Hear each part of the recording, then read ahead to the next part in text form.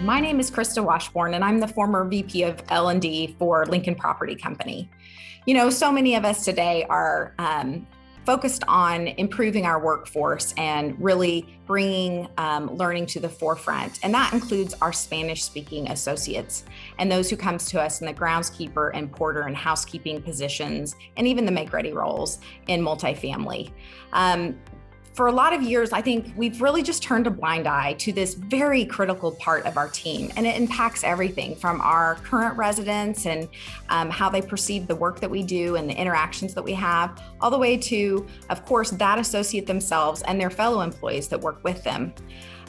We need to do a better job. We need to be providing them resources in Spanish, including things like onboarding in Spanish, ongoing training, job aids that help them as they work in their day and really progress in their career. Because at the end of the day, we want them to stay with our companies. We want them to feel important and valued and engage and move and progress into their role as they move up in the company.